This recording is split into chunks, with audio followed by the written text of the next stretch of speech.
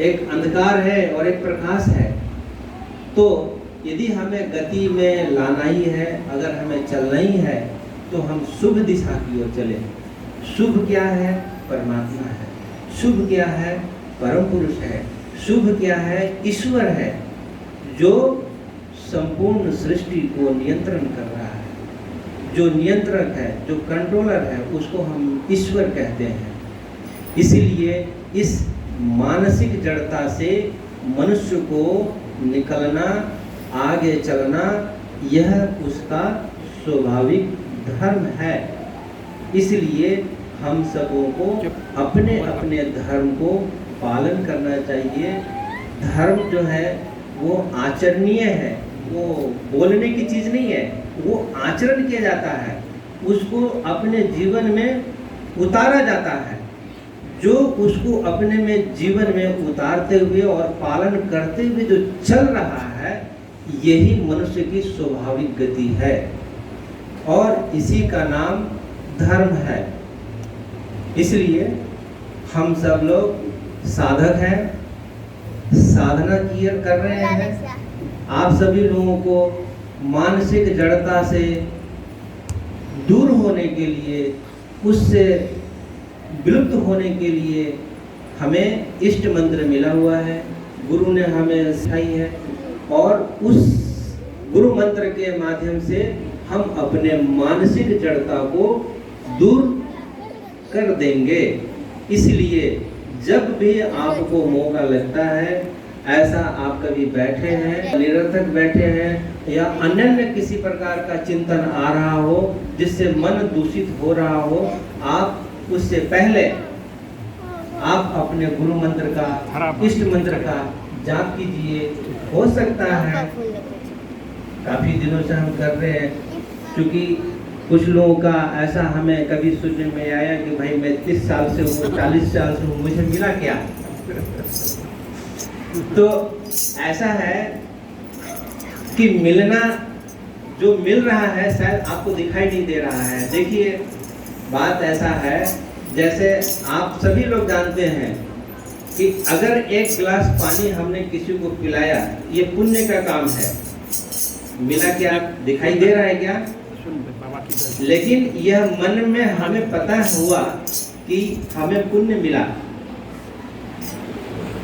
एक वृक्ष लगाना, यह भी पुण्य का काम है। क्यों? कि एक वृक्ष जब आप लगाएंगे तो उसमें हजारों साल तक उसके नीचे में लोग बैठ करके छाया लेंगे, लोगों को शरण मिलेगा, और यदि फलदार पेड़ है तो लाखों लोग उसका फल खाएंगे, लोग उसका स्वादन करेंगे। ये भी पुण्य का काम है। लेकिन आपको कुछ मिला तो नहीं, दिखाई तो नहीं दे रहा है। आपने पेड़ लगाया लेकिन दिखाई नहीं दे रहा है कि हमको क्या मिला, लेकिन जरूर मिला। वो कैसे मिलेगा, कहाँ मिलेगा, ये सब सुरक्षित है। ये सब क्या है? सुरक्षित रखा गया है। अगर सब कुछ आपको, जैसे होता है ना, व्यक्ति सुबह से शाम तक 8 घंटे 9 घंटे काम करता है, तो काम करता है तो उसे कुछ न कुछ वस्तु मिलती है उसके बदले में।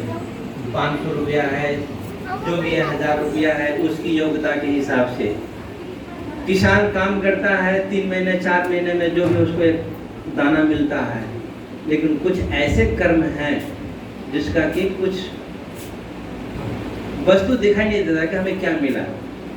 पर मैं ये कहता हूँ, मैं ये नहीं कहता हूँ, विज्ञान भी यही कहता है कि प्रत्येक क्रिया का विपरीत प्रतिक्रिया होता है। इसलिए यदि आप कुछ किए हैं तो उसका रिजल्टेंट आपको मिलेगा ही मिलेगा, पर किस स्वरूप में मिलेगा यह सुरक्षित है, इसकी चिंता नहीं करना है। इसीलिए गीता में भी कहा गया है कि तुम्हारे हक में जो है वो करो। वो क्या है? कर्म। कर्म करते चलो, शुभ कर्म करते चलो। जो कर्म करोगे उसका फल मेरे पास में रखा पड़ा है।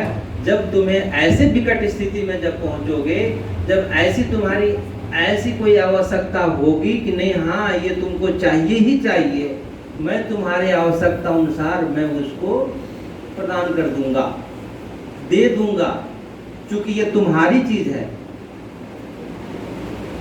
वो किसी और को नहीं देंगे, हमारे लिए।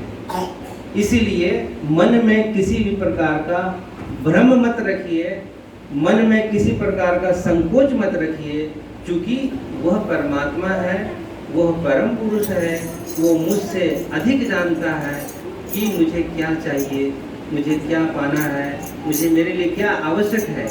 इसलिए हम अपने मन में किसी भी प्रकार का द्वंद्वात्मक विचार विकल्प न रखें, यही रखें कि मैं गुरु के शरण में हूँ, मुझे गुरु ने अपना लिया है और हमने गुरु को अपने जीवन में उतार लिया है और हमारा जीवन जो है सुगम और सुपथ हो गया है। इसलिए गुरु की कृपा आपके हमेशा आपके साथ है। इसलिए आप लोग जितने भी यहाँ